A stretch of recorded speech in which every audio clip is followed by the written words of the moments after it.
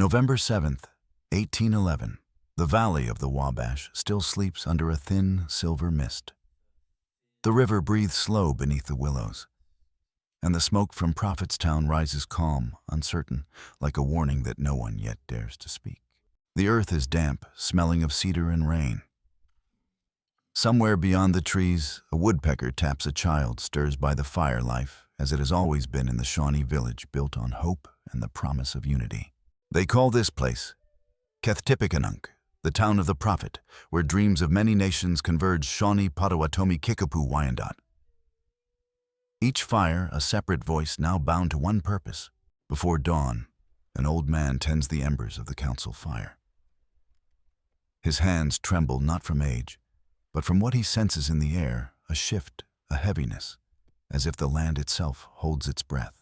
Across the river, soldiers of the United States make camp, cold, wet, restless.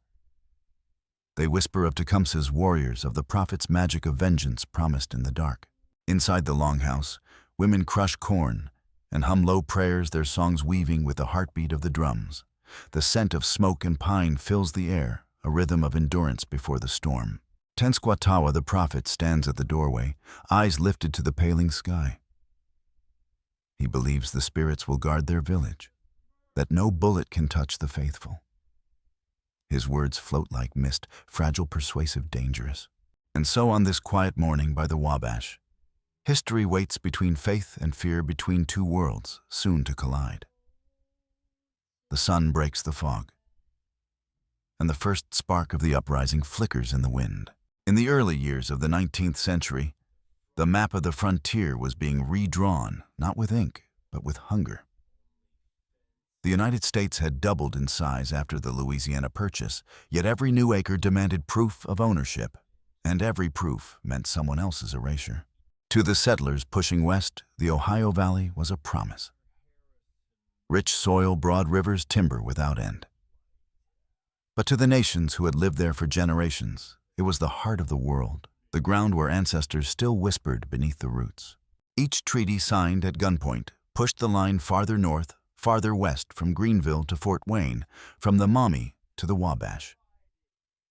What once was shared hunting ground became a patchwork of boundaries no one recognized, except the surveyors who drew them. Governors and land agents promised friendship, but beneath their words was a machinery of speculation.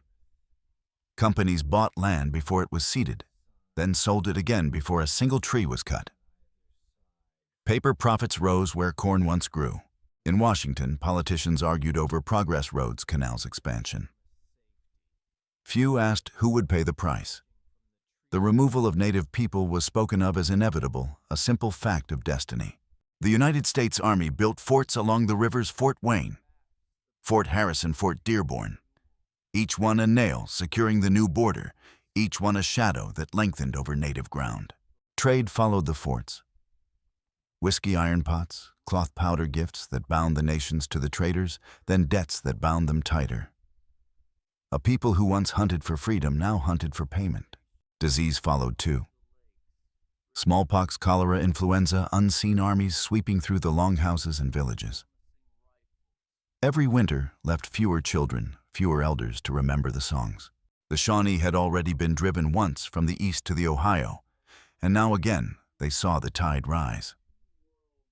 Tecumseh, watching the surveyors mark his homeland, began to speak of unity, a single native confederacy that could not be divided by lines or liquor.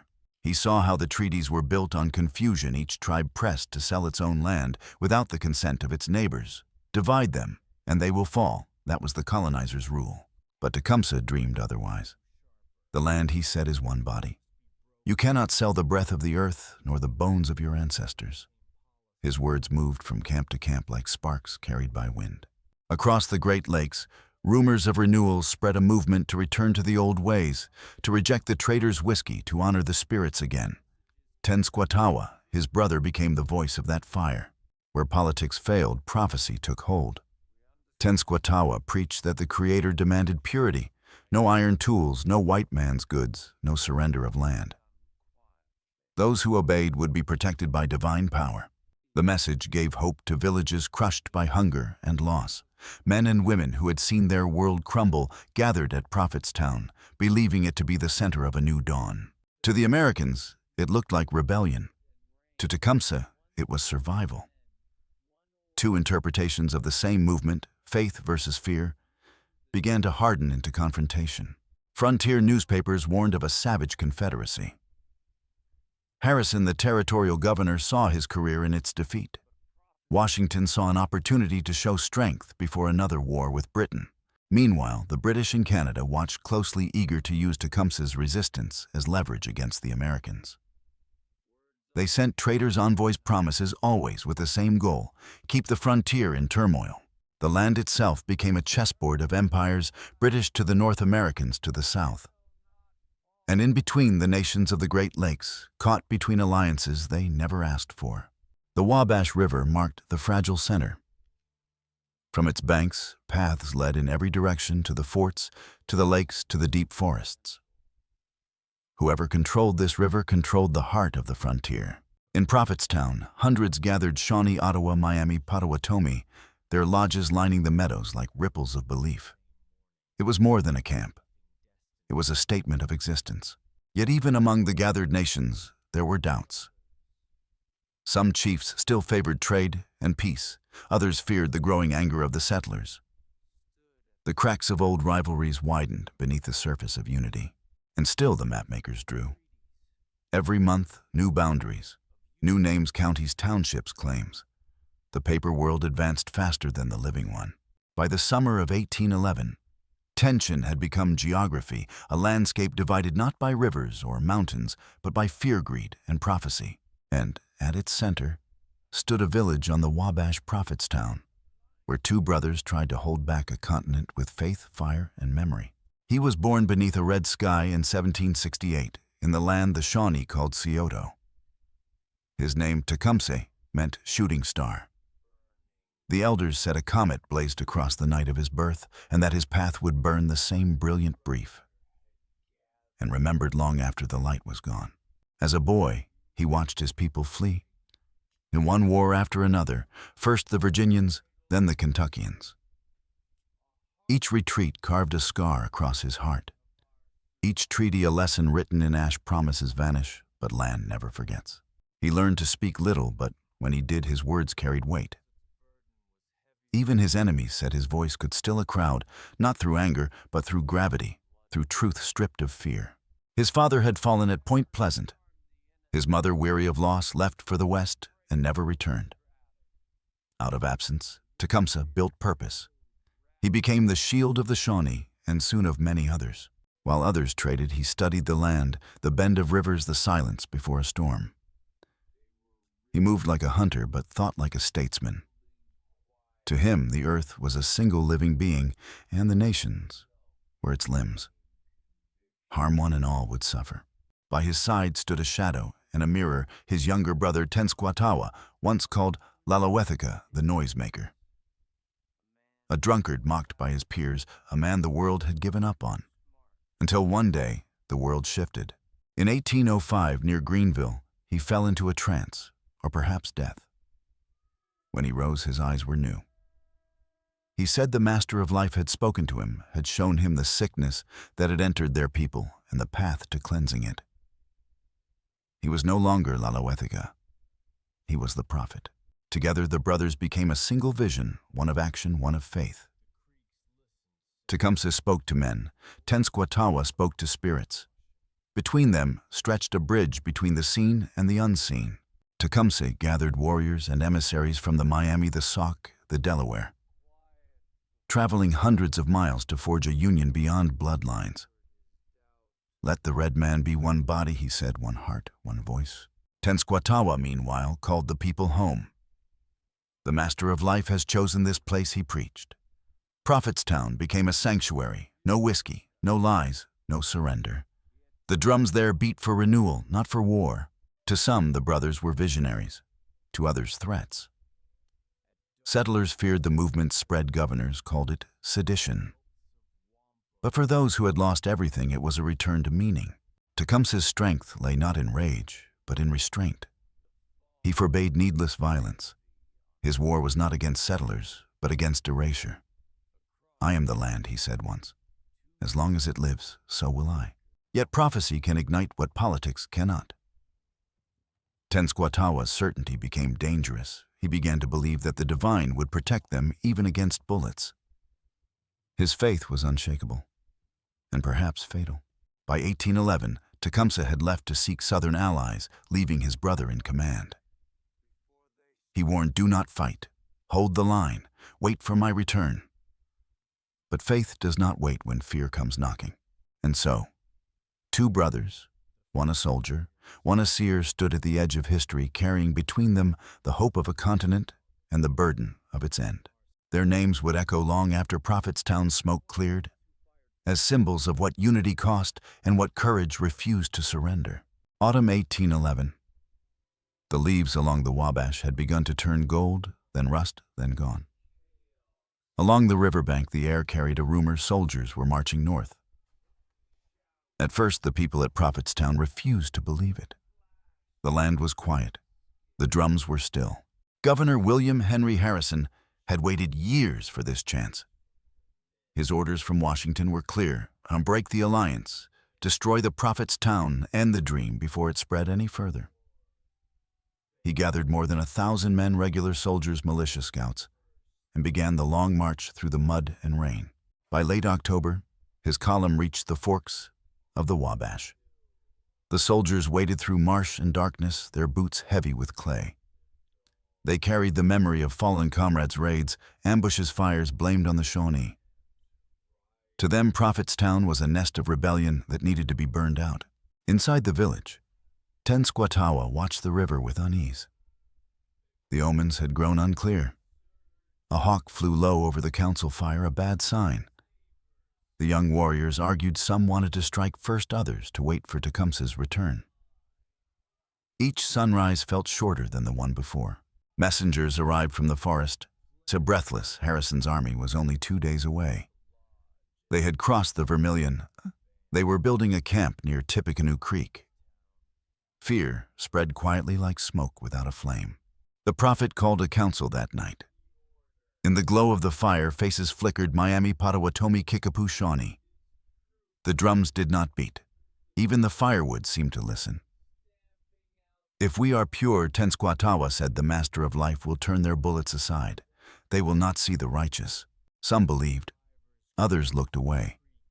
They remembered Tecumseh's warning: "Do not fight until I return." But the sound of soldiers' axes echoed across the water. Faith and fear wrestled in every heart. That night, the wind shifted east. The smoke from Prophetstown drifted straight toward the American camp, a signal or a curse depending on who was watching. In Harrison's camp, the men built a triangle of tents near the creek. The officers argued about an attack. "We wait till morning," Harrison ordered. He wanted to talk to test the prophet's will, or perhaps to lure him into the open. But morning never came the way he planned. Just before dawn, the dogs began to bark. Shapes moved through the fog, soft steps, whispers, the glint of wet rifles. The river mist hid everything but the sound of hearts. Tenskwatawa had sent his warriors forward.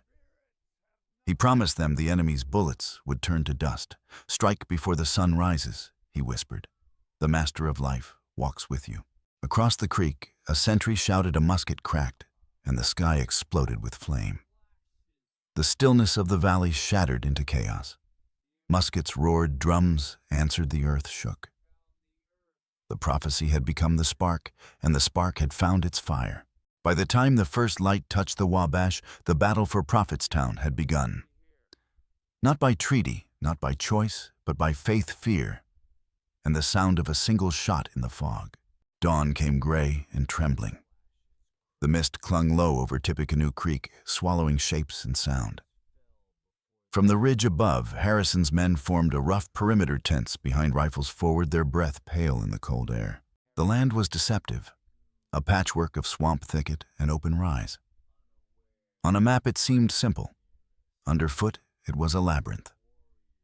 The warriors of Prophetstown knew every hollow and log, every curve of the stream that wound like a serpent through the grass. Tenskwatawa had prayed through the night, chanting until his voice broke. He promised the spirits would turn the enemy's powder to water. In his mind, this was not battle. It was revelation. The first volley cracked through the fog like lightning tearing cloth. Militiamen staggered backward, shouting into a blur of smoke and ghostly figures. Horses reared. Officers yelled orders that vanished in the chaos. From the north, the warriors advanced in waves, silent at first, then screaming. Their war cries rose with the wind, rolling through the mist like thunder over water. Flintlocks flashed. Tomahawks flew. The Americans fired blind. Bullets tore through shadows that vanished before the echo returned. Harrison rode between the lines, shouting, hold the ground." His coat was slick with dew and mud. The prophet's plan had been divine protection, not strategy. He remained behind the village, singing to the Master of Life, believing the vision would guide his people to victory. But on the field, faith met gunpowder. A company on the right flank broke formation, thinking the enemy had fled. They pursued into the thicket, straight into an ambush. From the trees came a storm of fire. Within seconds, the advance dissolved into panic. Across the creek, the drums of Prophetstown began to beat low, steady, defiant. Each pulse carried a message: we are still here. The rhythm cut through smoke and fear like a heartbeat refusing to die. The terrain turned against both sides. Rain from the night before had soaked the ground. Every step was a struggle. Muskets misfired powder damp. The very earth seemed to choose no side, only to consume. As the light strengthened, the fog lifted enough for Harrison to see the shape of the battle, a crescent of warriors closing around his camp, using every fallen log as a shield. He ordered bayonets fixed and drove the center forward. The clash was brutal, face to face, breath against breath. Shouts mingled with prayers, gunfire with screams. A Shawnee youth, barely grown, charged through the smoke and was struck down within arm's reach of the American line. For an instant, it seemed the prophecy might hold. The soldiers wavered, ammunition running low. Then a small error broke the spell. A group of warriors mistook the prophet's song for a signal to retreat. They pulled back, and confusion spread faster than the musket smoke. Harrison seized the moment. "Advance," he roared. The bugles sounded. The right flank surged, pushing the exhausted defenders back toward the village. The warriors fell in clusters, still fighting from behind trees and brush. The mist glowed orange with musket flashes, a forest of fireflies born from war. Behind them, Prophetstown loomed through the haze lodges and grain stores, the work of hundreds now trembling on the edge of ruin. Women gathered the children, watching the horizon flare. Tenskwatawa stood apart. Hands lifted, his chant growing desperate. He could not see the collapse, only feel it in the trembling of the ground. "The Master of Life will not forsake us," he cried, but the words drifted unanswered into the smoke. By mid-morning, the fighting slowed. The warriors withdrew toward the marsh, dragging the wounded. Harrison's men, half mad with exhaustion, stumbled among the fallen. The creek ran dark with mud and blood. The Americans set fire to empty lodges, flames crawling across bark and reed. Prophetstown began to burn, the smoke rising straight into the calm sky, a signal that the dream was breaking. The wind carried the smell of singed corn, of cedar of loss. The soldiers watched in silence, unsure whether they had won or only destroyed what they feared. In the distance, the prophet's voice faded, swallowed by the crackle of fire. Faith had met the geometry of the ground, and the ground had chosen gravity over grace. By noon, nothing remained of the village but smoke and echo. The swamp steamed, the river whispered its indifferent lullaby, and the map of the frontier shifted once more, one small victory for a nation, one vast wound for the people who had called this valley home. In the months that followed, reports of the Battle of Tippecanoe spread east like wildfire, each telling shaped by the hand that wrote it. Victory, defeat, miracle, massacre. The truth depended on who you asked and what they wished to believe. Governor William Henry Harrison's dispatch reached Washington first. His letter, dated November 18, 1811, called the engagement a decisive triumph of order over superstition. He described the prophet's followers as deluded fanatics, their defeat proof of divine justice. In his account, the army fought bravely against overwhelming odds. The enemy struck first, he claimed, without warning.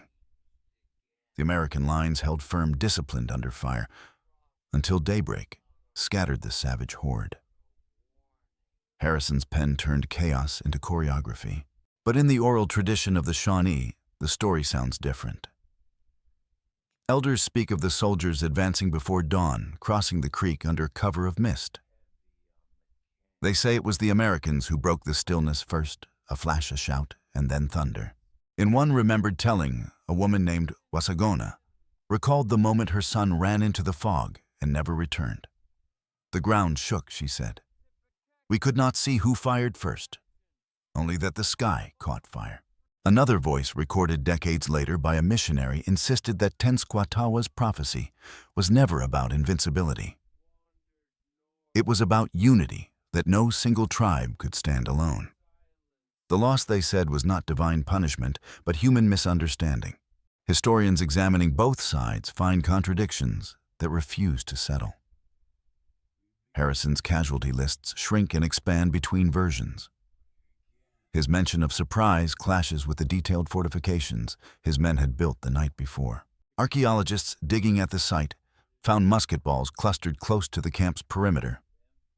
Evidence, perhaps, of an attack met at near point-blank range. Yet even that proves little. The fog of that morning remains thick 2 centuries later.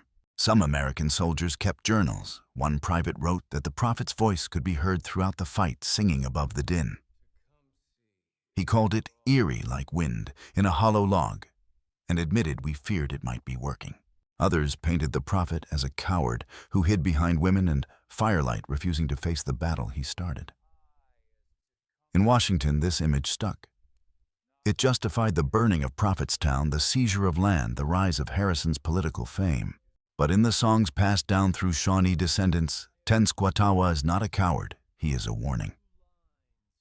His chant that morning became a lament sung for generations, not of defeat, but of broken promises. Somewhere between these two tellings lies the quiet truth that faith and fear met in equal measure, and that neither side truly understood the other's language.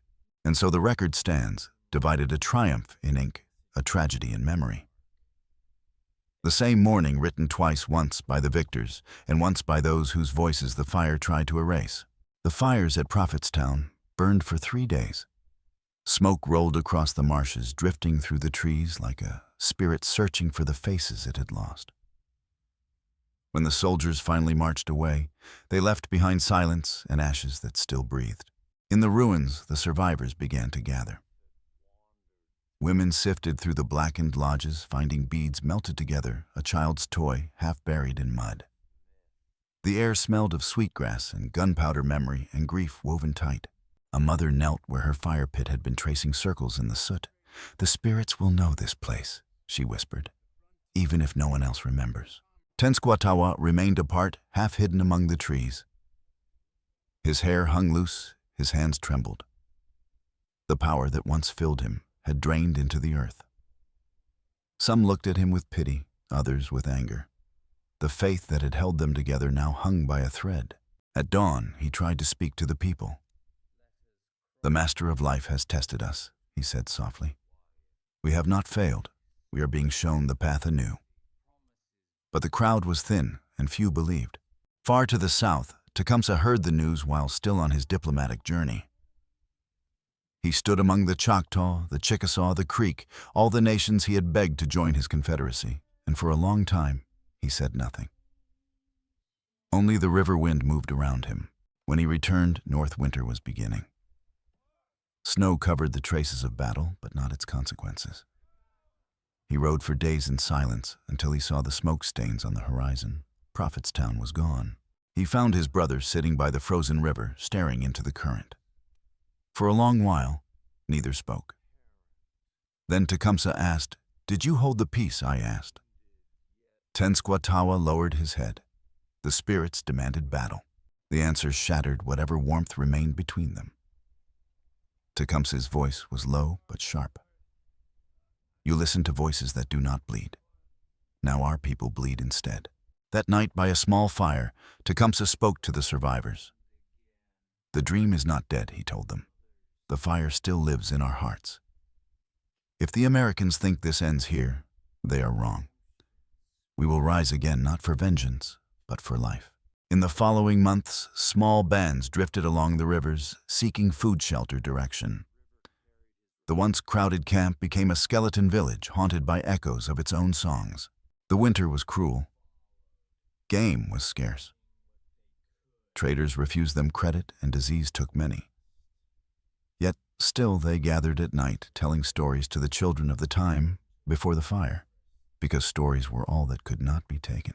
One old warrior carved a small effigy from charred wood, the outline of a hawk. "For Tecumseh," he said, "he still flies above us." The figure passed from hand to hand like a fragile promise. Among the settlers, the fear did not fade. Rumors spread of Tecumseh's return, of revenge brewing in the forests. The frontier slept with its rifles near the door. Harrison, now celebrated as a hero, wrote that the Indian menace has been extinguished. But in his own letters, hidden from public eyes, he admitted that the prophet's followers had fought with unusual courage and that victory felt hollow. Tecumseh rebuilt his alliances in secret. He sent runners north to the British forts, south to the Creek towns, east to the Great Lakes. "We are not conquered," he told them. "We are gathering." At the same time, the Americans fortified every post along the frontier.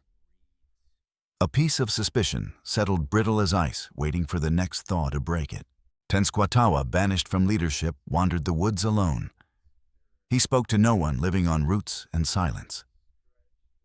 Yet, some nights, when the moon was full, villagers claimed they heard his voice rising from the riverbank, the same chant as the morning of the battle. Children were told to stay close to the fires to keep the songs alive. They whispered Tecumseh's name like a prayer, and the prophets like a warning, two halves of the same story, inseparable. The new year brought a different rhythm, the slow, heavy drum of preparation. Across the frontier, forts hummed with soldiers. In the forests, councils gathered once more. The ashes of Prophetstown had cooled, but the war they promised was only beginning to breathe again. The year was 1813, and the dream that had begun on the Wabash now reached its breaking point on the banks of the Thames River, far to the northeast. The world had shifted again.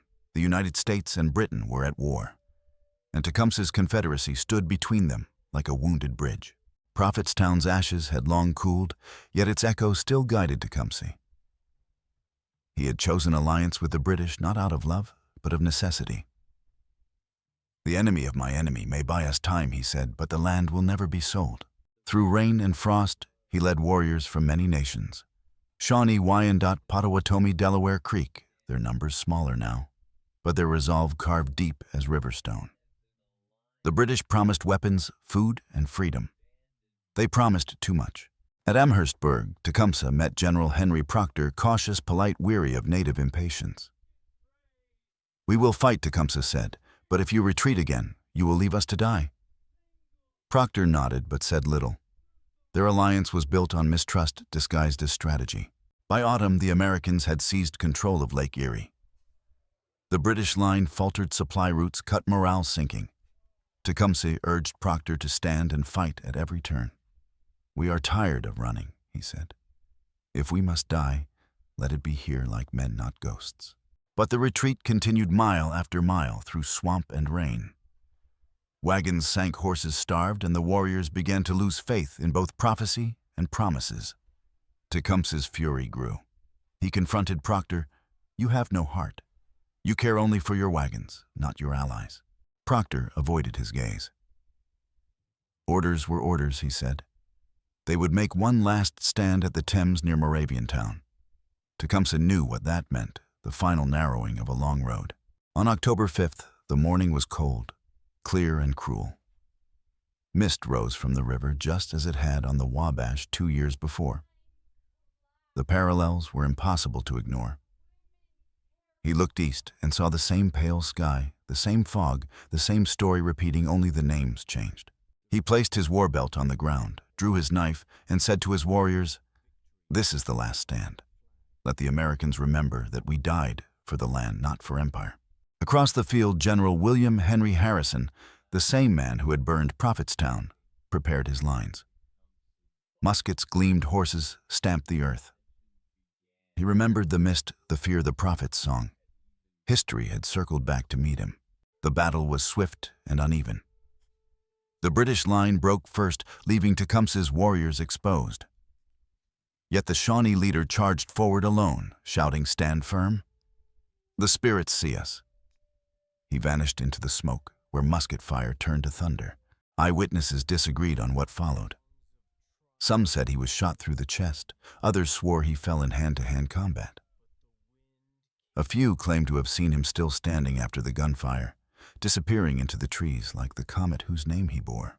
When the smoke cleared, the field was silent. The Americans claimed victory. Harrison wrote again to Washington announcing the death of the great Tecumseh. No body was ever proven to be his. The British retreated for good. The native Confederacy dissolved into fragments. The war went on, but without him, its purpose thinned. The rivers ran cold, the alliances faded, and Prophetstown became a ghost in the minds of both conquerors and the conquered. In the villages that survived, elders spoke his name in the evenings. They said the star fell, but its trail remains. Some carved the symbol of a comet onto prayer sticks. Others whispered his words to their children, "Live for the land, not above it." Tenskwatawa lived on for many years, wandering west, burdened by the shadow of what had been lost. He saw cities rise where forests once stood, railroads where rivers had run. In his silence, he carried the weight of prophecy-turned-lesson. The United States celebrated expansion. The newspapers called it progress. But in the valleys and along the creeks, the soil still held the memory of footsteps that refused to fade. And in the sky over the old Wabash, when autumn returns and the fog drifts low, some say a faint streak of light crosses the horizon, a comet, a name, a reminder that not all flames die when the fire goes out. The death of Tecumseh was more than the fall of a man. It was the breaking of a bridge. When he fell, the alliance of nations that had stretched from the Great Lakes to the Gulf unraveled in silence like threads released by a tired hand. In the months after the battle, Harrison returned to celebration. Newspapers in the East called him the hero of Tippecanoe and the Thames. His name would one day carry him to the presidency, built on the ashes of the world Tecumseh had tried to save. For the Shawnee and their allies, the aftermath was exile without announcement. There were no surrender treaties written for them. No triumph parades, only slow removal one village at a time to lands farther west. Prophetstown was never rebuilt. The floodplain where it once stood became farmland fences, dividing the same earth that once united nations. In spring, when the corn rose, settlers plowed through shards of pottery and charred bone, without knowing whose story they disturbed. The British, having lost their native allies, signed their own peace with the Americans in 1814. They abandoned their promises, retreating north into the comfort of empire. The native Confederacy, left without weapons or supplies, faded into scattered bands of memory. Tenskwatawa followed them west to Missouri first, then to Kansas, and finally to Indian Territory. The prophet of the Wabash became an old man by the Arkansas River, still preaching to a dwindling circle of believers who remembered when the drums of Prophetstown beat like thunder. He spoke no longer of invincibility. Instead, he said, "The spirits did not forsake us, we forgot to listen." Those words, carried by travelers and traders, turned his prophecy into reflection. In the United States, the frontier surged forward again. By the 1820s, the Wabash Valley was covered with towns bearing English names. Lafayette, Perrysville, Fort Harrison, reborn as a county seat. History rewritten in brick and ink. Maps grew dense with roads and counties. The old native paths vanished beneath surveyors' lines. But the rivers kept their memory. Every meander was a remnant of older journeys of canoes that had once glided where bridges now stood. The spiritual aftermath ran deeper. Tecumseh became legend, half man, half myth, invoked by later generations as a symbol of unity and resistance. His story crossed into classrooms, pulp novels, and eventually the silence of historical footnotes. Yet, in the oral histories of the Shawnee and Potawatomi, his legacy was never quiet. They told their children he fought not against men, but against forgetting. In that, he never lost. The expansion that followed was swift and merciless. Within 2 decades, the Indian Removal Act of 1830 turned entire nations into refugees. The road Tecumseh refused to walk became the road millions were forced upon. Still, the memory of Prophetstown lingered. Travelers along the Wabash wrote of an uneasy feeling in the valley, as if the land remembered something it could not forgive. Campfires there burned lower, conversations dropped to whispers. Archaeologists in later centuries would dig through the soil and find layers of burned corn musket balls and tools the footprint of a city erased too soon. Each discovery a small resurrection, and in the long measure of time, the map itself changed again. The boundaries of nations rose and fell, but the story of that small place, the dream and the defeat, endured in the roots of the earth, a quiet pulse beneath plowed fields still beating. Because history may redraw the map, but the ground remembers the first lines. In the quiet curve of the Wabash, where the water bends toward the east, the fields bloom each spring with wildflowers, blue and gold, growing from the same soil that once held Prophetstown. Farmers still find flint arrowheads in the furrows, after rain, each one a whisper from the past. Every autumn, members of the Shawnee and the Miami return to this valley. They walk the riverbank in silence, carrying cedar branches, tobacco, and songs. At dusk, they light small fires and let the smoke drift upward, not for war, but for memory. They call the place by its old name again, Kethtipikanunk, the town of the prophet. Children learn to pronounce it softly, like something fragile that has survived fire. In their stories, Tecumseh and Tenskwatawa are no longer opposites. One represents vision, the other faith. Together they form a lesson that unity is not the same as victory, and that prophecy can outlive its own moment. Among the descendants, the story is told in both English and Shawnee, half history, half prayer. They fought for the earth, an elder says. And though the earth was taken, their fight still gives us ground to stand upon. Modern historians walk the same fields with notebooks and satellite maps. They speak of trade routes, of shifting borders, of failed alliances. Yet even they admit that something remains beyond the data.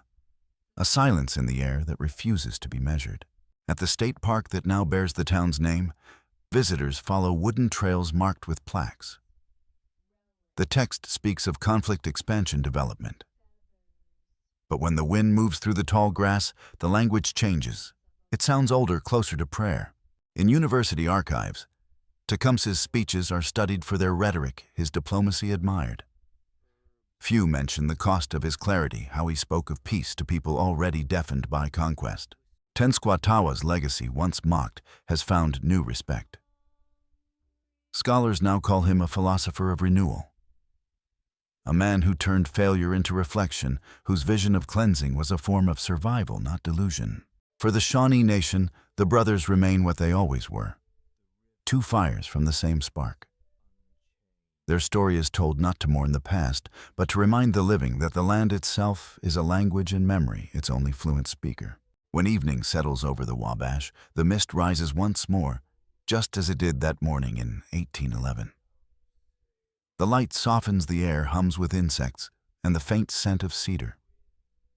Somewhere beyond the noise of roads and towns, you can almost hear it, the echo of a drum. Steady, patient, eternal.